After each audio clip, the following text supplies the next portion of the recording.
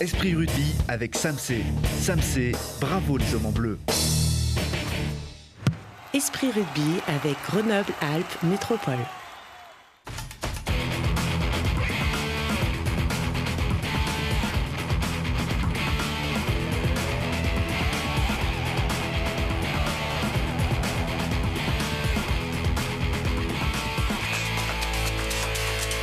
Bienvenue à tous, merci de votre fidélité à Esprit Rugby, votre mag dédié aux amoureux du FCG qui souffrent depuis toute une saison, mais surtout cette semaine qui précède le match du verdict, Top 14 ou Pro D2.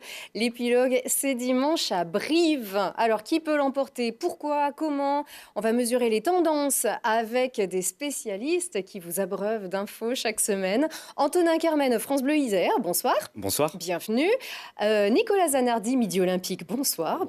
Ça fait du bien de voir un petit peu des visages aussi sur vos voix et sur vos écrits. Retour de notre consultant et ancien joueur, ancien ailier au FCG, Nicolas Carmona, bonsoir. Bonsoir. Au FCG, à Bourgoin, à Renage en ce moment. En ce moment, ouais. Toujours ailier?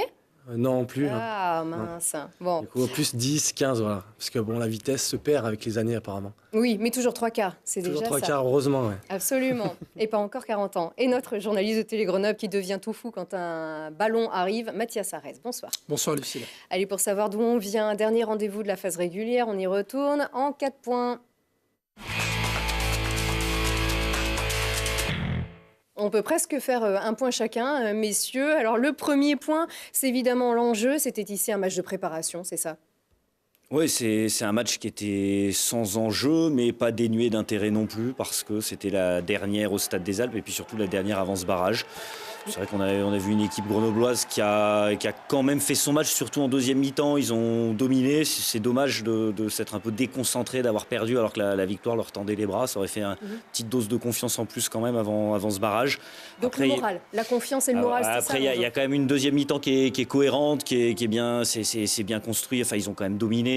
Lyon vient pas beaucoup dans les 22 de Grenoble. La deuxième mi-temps, il y a quand même de quoi se mettre sous la dent sur la deuxième mi-temps. Ouais, moi je pense qu'au-delà de l'épilogue qui a été triste parce que la défaite était au bout, l'équipe s'est rassurée sur sa faculté à marquer des essais. Voilà, ça faisait un bout de temps qu'elle n'avait pas marqué plusieurs essais dans le même match, et là, malgré tout, ça va dans l'embut plusieurs fois. On a marqué des points autrement que par le pied de Gaëtan Germain, qui a raté quelques coups de pied qui ont été préjudiciables au final. Il faudra qu'à Brive, tout aille dans le bon sens, le pied et la main, mais je pense que collectivement, au moins, ils se sont rassurés offensivement parlant. C'était pas face à n'importe qui. Non, alors c'est Lyon, 3e du classement, effectivement. Après, c'est une équipe de Lyon qui était déjà qualifiée pour le barrage, enfin pour le quart de finale, qu'ils étaient certains de jouer déjà à domicile. Donc c'est vrai que ça avait un petit peu tourné. Mais dans ces équipes-là, même quand ça tourne, il reste une équipe tout à fait solide. Des internationaux aussi. Doussin-Boxis, c'est une charnière internationale. Donc même si c'est quelque part des remplaçants, c'est pas n'importe qui. Puis il y avait des joueurs qui avaient une place à gagner, des Liam Gill, des Osthuizen, des Doussin, des joueurs confirmés du top 14 qui avaient besoin de marquer des points vis-à-vis de Pierre Mignoni pour jouer le barrage. Donc ils n'ont pas du tout joué à la légère. Grenoble a fait un plutôt bon match. Encore une fois, c'est dommage d'avoir perdu, mais comme je vous l'ai dit, on a vu des jolies choses. On a vu des essais de Bastien Guillemin, 2, ça aurait pu être 4, mais non. Quadruplé, c'est rare. Hein. Mais ça aurait pu, en effet. Nicolas, un beau réalisme en tout cas, vers l'en-but, sur l'en-but, c'est ça aussi qu'il faut retenir. Beaucoup d'engagement. Comme disait Nicolas, c'était l'objectif, c'était surtout emmagasiner de la confiance offensivement, parce que je crois que pendant la saison, c'est aussi ce qui a un peu pêché. On est capable de garder le ballon, d'attaquer beaucoup, mais après le réalisme et de marquer, ça compte, parce que oui, le pied de Germain a rendu service, mais comme disait Nico, il va falloir que l'équipe, individuellement, collectivement, soit complète, donc sur le pied et à la main, pour espérer gagner à Brive. Donc c'était surtout de la confiance par rapport au jeu offensif, sachant qu'après, à Brive, ça sera tout est remis à zéro et tout va être joué sur une seule rencontre, et pour Brive et pour Grenoble, pour ou le maintien ou la descente. Donc un match qui plutôt rassure, on va dire, dans cette perspective de travail avant ce rendez-vous de dimanche. Ah oui, clairement. Ah oui, c'est sûr. Parce que Brive, qu'on le veuille ou non, reste une équipe de Pro D2, même si elle jouera à domicile, même si elle aura certainement énormément d'envie, c'est quand même le ton en dessous du top 14. Et la Grenoble s'est étalonnée contre une équipe de haut de tableau. Brive, ce sera un ton en dessous. Et objectivement, il y a de quoi réaliser quelque chose, voilà, à condition de ne pas passer à côté de l'événement mentalement. C'est là que c'est important. Après, sur le réalisme, le staff grenoblois n'était pas non plus totalement hyper emballé. On les a vus en conférence de presse après le match. Sur le réalisme, c'est-à-dire que 3 essais c'est très bien, mais si on a bien écouté Stéphane Glas, il y avait d'autres occasions, il aurait été possible de marquer un petit peu plus. Il y a eu 2 essais qui ont été refusés aussi, justement, d'ailleurs. Alors, parmi les points à retenir aussi, c'est Gervais Cordin qui a fait une super rentrée. Et c'est officiel, on le perd. Donc, Gervais a signé pour Toulon. Qu'est-ce que ça vous inspire, messieurs, un nouveau jeune du club qui part pour d'autres horizons et on sent un bel avenir, justement, pour ce joueur? Malheureusement, c'était un peu à prévoir. C'est une pépite, c'est un talent, on le sait, et il a très peu joué cette année.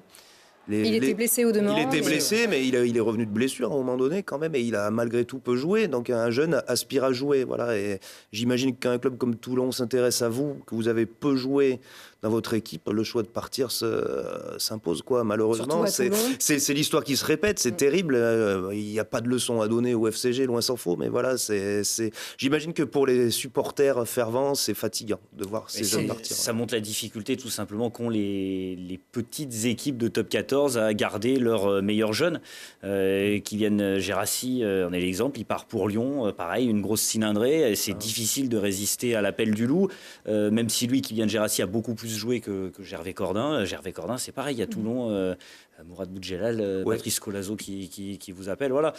Parce que petite précision, ouais, jouer c'est super, mais ça garantit pas tout. Voilà, par exemple à Agen, Mauricio Reggiardo a fait beaucoup jouer de jeunes. Ils se sont maintenus avec ces jeunes s'en vont. Voilà. Donc Toulon aussi. Voilà, il y en a beaucoup qui s'en vont à Toulouse, à Toulon. Voilà, et ils ont joué, ils ont été repérés, ils partent. Tant que Grenoble ne sera pas dans le top 6 régulièrement, malheureusement, je crois qu'on s'expose à ça. Oui, Mathias? Non, mais je me pose aussi la question, est-ce qu'il jouera plus à Toulon? Je ne sais pas, mais forcément, après, à l'entraînement, il se confrontera à d'autres joueurs. Et puis, avec un contrat de 3 ans, au moins, il est assuré d'élever un petit peu son niveau de jeu aussi, dans une grosse équipe du top 14. Si on raisonne par l'absurde, il jouera peut-être pas plus, mais il jouera certainement pas moins. Donc, entre Toulon et Grenoble... C'est une mission personnelle aussi, d'aller dans un grand club, comme on disait. Mais après, voilà, comme tu disais, la clé, c'est aussi de jouer, quoi. Qu'on soit jeune ou pas, l'important, c'est d'être sur le terrain et de jouer. Donc, j'espère pour lui qu'il jouera. Je pense qu'il se donnera les moyens. Il est jeune, il a des grosses qualités. Donc voilà, il faut espérer que Toulon lui fasse confiance et que lui, il gagne la confiance du staff à Toulon. S'il n'a pas beaucoup joué, c'est aussi parce qu'à Grenoble, Grenoble s'est retrouvé dans la situation d'avoir effectivement, lui, à l'arrière, avec Gaëtan Germain, 2 profils totalement différents. Voilà. Et Gaëtan Germain, c'est le buteur. Et quand une équipe joue le maintien, le premier joueur limite que vous cochez sur la feuille de match pour un match important, c'est le buteur. Oui, parce que ce qu'on peut regretter, c'est qu'il n'ait pas un peu plus joué à l'aile, effectivement, parce qu'on a vu qu'à l'aile, le week-end dernier, il a été bon. Voilà. Allez, avec, on le voit, il y avait aussi Lola Guévizina qui était arrière, plus arrière l'an dernier aussi, qui nous quitte. Voilà ce petit hommage pour les joueurs qui partent donc avec beaucoup d'émotion pour Alex Dardet aussi, un super mec. Ça, c'est lui qu'on a voulu mettre en avant ici sur ce petit clapping avec les supporters, avant de me faire piquer ma caméra donc par Mike Tadger. Et on a gardé aussi ce petit moment sympa pour vous montrer qu'ils ne perdent pas le moral, les joueurs, et c'est sympa aussi de les voir rire un petit peu. C'est souvent le cas avec Mike. Regardez-le interviewer ses coéquipiers. Oui, donc bonjour, on sommes avec Kylian Gérassi aujourd'hui. Comment s'est passé ton dernier match? Bonjour Kylian. Arrêtez. Kylian, beaucoup d'émotions. Oui. Mais non, mais je vais pas te faire beaucoup d'émotions. Merci aux supporters et à tous ceux qui sont pas venus. Et merci à Hansen Kitsi de m'avoir supporté. Dis-le à la caméra que tu t'es viré. Il a signé au stade. Non, c'est pas vrai. Il y avait Fabrice. C'est Fabrice Landron. Il y avait Fabrice Landron. Dis-le. Il a dit c'est pas vrai. Il a dit c'est pas vrai. C'est vrai. Voilà, là il a fallu reprendre la caméra parce que Mathias, on le garde pas, Mike. Non, du coup, il a pas fait ses preuves en tout cas à Télégrenoble. Non, c'est pas un bon stagiaire. Non, faut lui dire qu'il faut pas appuyer sur le petit bouton rouge. Voilà, faut pas appuyer sur le petit bouton rouge, sinon ça ne marche pas. Un autre départ aussi, puisque certains étaient officiels, d'autres l'étaient pas non plus. Un autre départ, c'est Sutéiva Jacquelin qui est prêté à Mont-de-Marsan, donc qui n'aura pas beaucoup joué cette saison. Un prêt, il revient pas. S'il est prêté, c'est qu'il doit pouvoir revenir. Hein. C'est la théorie. Après... Ça dépendra de sa volonté déjà de revenir. S'il s'éclate à Mont-de-Marsan et que voilà, il n'y a peut-être pas beaucoup de raisons qu'il revienne. On avait vu revenir Daniel Chiglioni faire rester Jonathan Pélissier quand il était resté après être prêté par Brive. Voilà, tout à fait. Allez, on l'a dit, Brive-Grenoble. Les premiers chiffres, on fait l'avant-match tout de suite. Avec toi, Mathias, tu as enquêté sur ces fameux Brive-Grenoble. Ouais, j'ai fait quelques petites recherches. Alors, une première stat qui va un peu nous intéresser autour de la table, c'est la distance déjà jusqu'à Brive. 463 km pour ceux qui prendront la route. Après, j'ai pas été chercher trop loin non plus. Je me suis juste basé sur les 8 derniers matchs. C'était tous des matchs de top 14 entre les Grenoblois et les Brivistes. 4 victoires pour Brive, donc avantage plutôt pour les Corésiens. 3 victoires pour Grenoble, 1 nul. Au score cumulé, Brive l'emporte 192-140, voilà, grosso modo.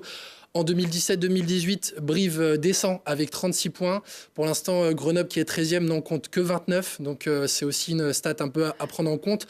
L'année dernière, en Pro D2, Grenoble termine avec 88 points, 20 victoires, 1 nul, 1 défaite. En comparaison, cette saison, Brive, c'est 91 points. Une victoire en moins, mais il y a eu des petits bonus en plus qui ont fait qu'ils étaient un petit peu devant au classement. Les budgets en comparaison, Grenoble, 18 millions cette saison. Brive, 12,2. Un palmarès qui est un petit peu anecdotique, mais Grenoble qui a été champion en 54 et finaliste en 93. Pardon. 13, bah oui. Brive, jamais vainqueur, mais qui a fait quand même 4 finales.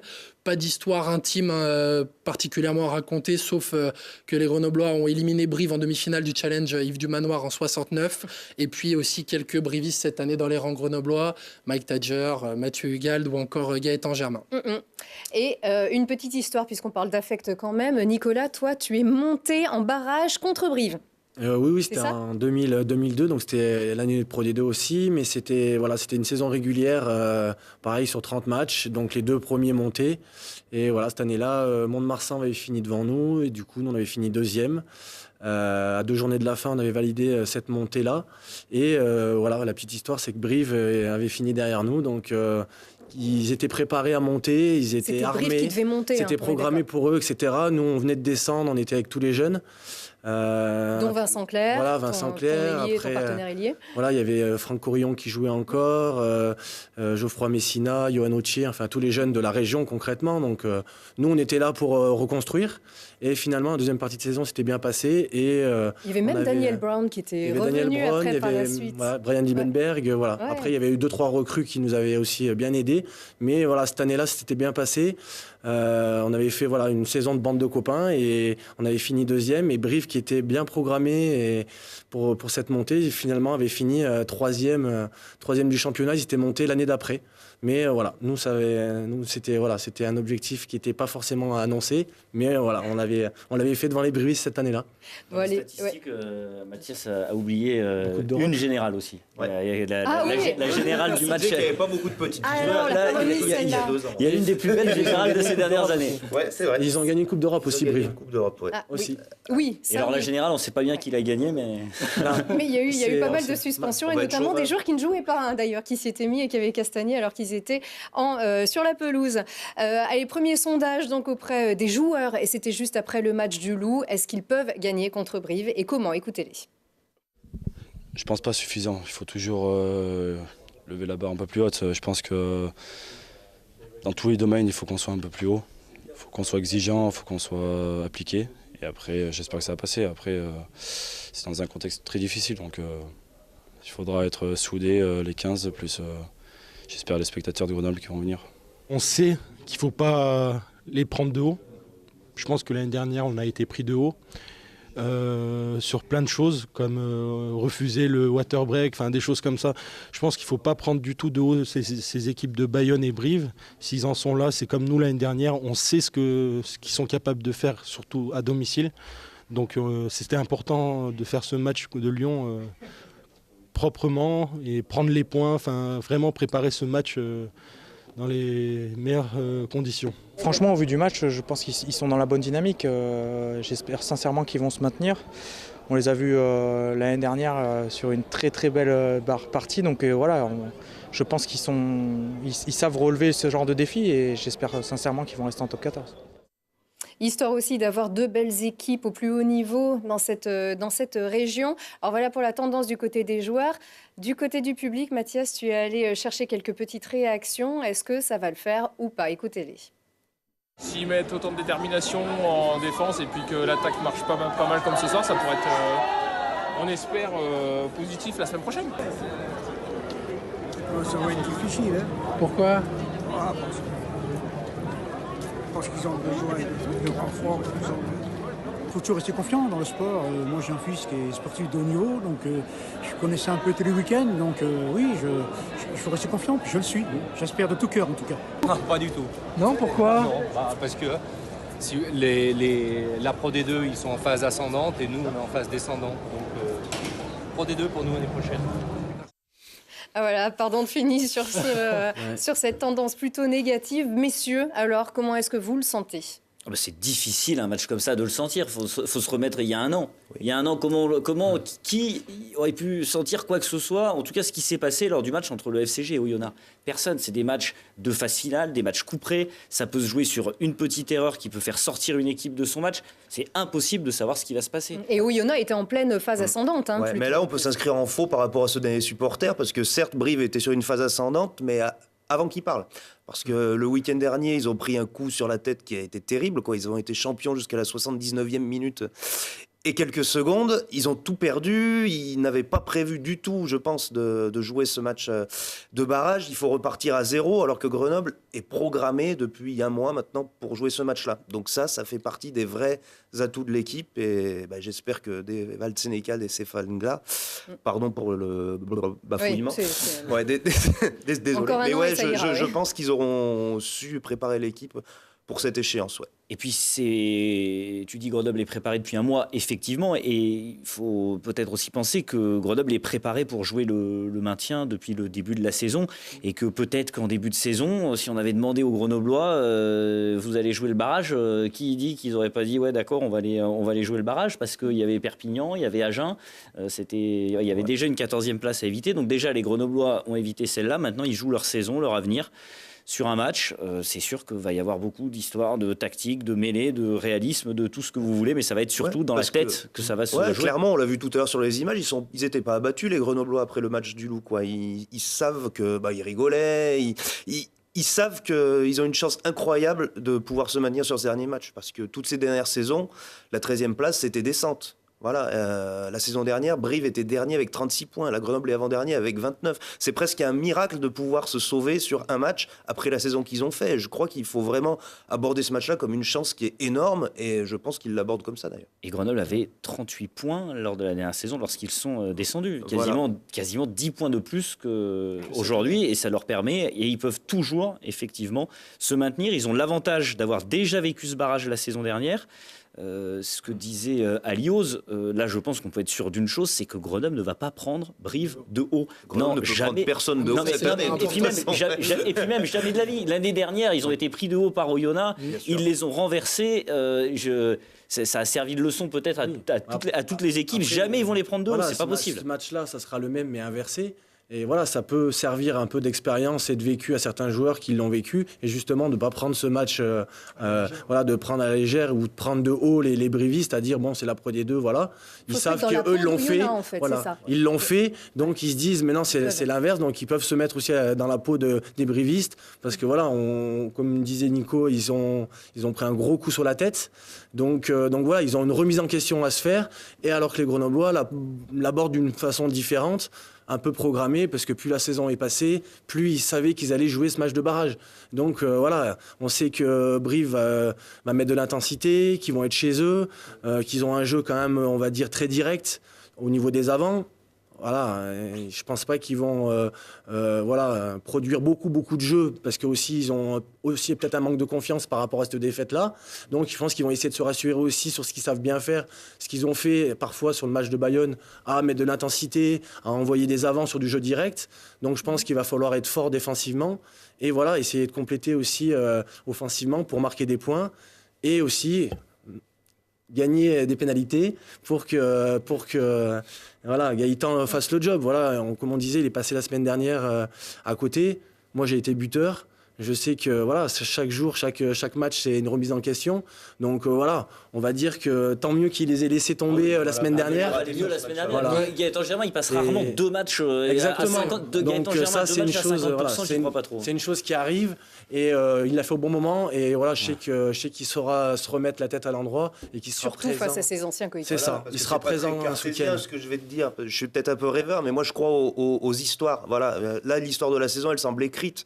Brive a tout gagné cette saison à la maison. Grenoble n'a pas gagné un seul match. S'il y a un match à gagner, c'est celui-là.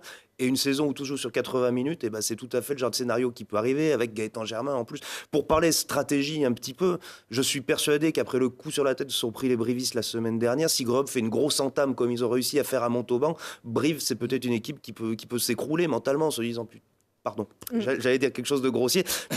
En se disant c'est mort. Voilà, en se disant c'est notre tour est raté quoi. Si Grenoble est solide et arrive à faire une grosse entame, à creuser un peu l'écart, je crois franchement que c'est possible. D'autant qu'ils ont une équipe sur le papier qui est supérieure aux Brivistes, il faut quand même le dire. Même à l'extérieur, même dans un contexte très hostile, quand on est meilleur, on le reste. Si on joue à son niveau, ça doit passer. Il faudra l'être, il faudra le faire sur un match, comme on dit. C'est vrai que c'est toute une saison qui se résume en un match, donc il faudra être présent. Voilà, dimanche à l'heure du coup d'envoi. Il y a des compétiteurs au FCG, il y a quand même des gros joueurs, des David Krubeyashvili, des Germain, voilà, des joueurs qui ont été recrutés pour maintenir le club, qui ont la chance de pouvoir le faire sur un match. Et honnêtement, je crois qu'ils en sont capables, vraiment foncièrement. Voilà. Pour avoir effectivement le point positif, certes, Grenoble n'a jamais gagné à l'extérieur, mais il y a quand même des matchs à l'extérieur que Grenoble n'est pas passé loin de gagner au Stade Français, au Racing. Ils doivent quelque part, même ils doivent, en tout cas, ils sont en mesure de les gagner. Sauf que ces matchs-là, ça commence à dater un petit peu. C'était au mois de décembre, c'était avant le mois de décembre, c'était avant qu'il y ait toutes ces blessures, Steven Stefano, Loïc Godener, Fifita notamment. Mais ils sont là. Ils sont revenus. Et à Brive, il y en a un qui est parti, c'est Demba Bamba, le pilier droit international. C'est quand même une sacrée force en moins, une sacrée perte pour les Brivistes. La mêlée est un atout du FCG en théorie, oui, c'est une grosse donnée. Ouais. C'est une grosse donnée parce qu'au-delà d'être bon en mêlée, c'est un des meilleurs porteurs de balles même du rugby français, toute division confondue. Il est international titulaire en équipe de France. Donc voilà, il fait beaucoup de mètres, il est très puissant. Donc voilà, c'est un joueur de moins à bloquer. C'est un joueur de moins à bloquer. Donc côté affectif, ça va être compliqué, ça va être noir de monde dans un stade où tout le monde va être contre le FCG bien évidemment. Pensez d'ailleurs à prendre vos places et à aller soutenir votre équipe. D'ailleurs, c'est encore possible. Mais la tendance côté jeu, c'est que c'est possible. Ah oui, c'est possible. Après, effectivement, moi, le contexte hostile, ça, c'est de nature à un peu m'inquiéter. Voilà. Ce contexte hostile où il va y avoir une pression autour de l'arbitre. Il ne faut pas croire que si c'est à Brive, ce sera moins chaud qu'à Bayonne. Ce sera peut-être un côté moins sud-américain, mais ce sera tout aussi chaud. Il y aura tout autant de pression sur l'arbitre et sur les joueurs grenoblois. Le contexte va être très hostile. C'est jamais simple de gagner dans un contexte comme ça. Grenoble a su le faire, on va dire, par le passé récent à Montauban. Force est de constater qu'à Toulouse, sur la finale contre Perpignan, il y avait aussi ce contexte hostile, ça s'est moins bien passé pour les Grenoblois. Voilà, la vraie inquiétude, je pense. Mais ils le connaissent, ce contexte. Gaëtan Germain, ce contexte, il le connaît, même s'il sera dans l'autre camp cette fois-ci. C'est un contexte qu'il connaît. C'est un public qui est très proche, qui est très chambreur, qui est méchant parfois. Voilà, hargneux. Oui, non, mais c'est des vieux clubs du rugby français, comme Agen, comme Castres. Voilà, on sait où on va quand on met les pieds là-bas. Mais il faut arrêter. Il faut arrêter parce qu'on arrive au terme de cette émission, mais on a bien compris que ça va être compliqué, mais c'est possible. Voilà, mais bien sûr, tout est jouable. Il y a 80 minutes à faire et Grenoble a il y aura les armes pour. Je crois, voilà, autant si Grenoble fait une bonne entame, ils peuvent vraiment l'emporter, autant si on laisse les Brivistes prendre feu avec le soutien du public, ça peut faire une Stade des Alpes contre Oyonnax dans le mauvais sens. Donc c'est un 4 oui ici, 5 avec moi, bien évidemment, c'est le cœur qui parle. Merci à vous tous. Nous nous retrouvons bien sûr dimanche sur ce match de barrage. Lundi, tous les résultats sportifs dans Esprit Sport et on redébriefera bien sûr tout ça dans Esprit Rugby mercredi prochain avec donc l'épilogue. Merci encore à tous. À très vite. Merci.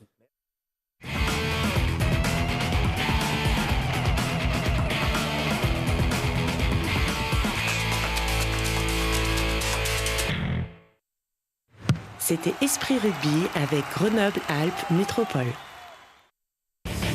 Esprit Rugby avec Samsé. Samsé, bravo les hommes en bleu.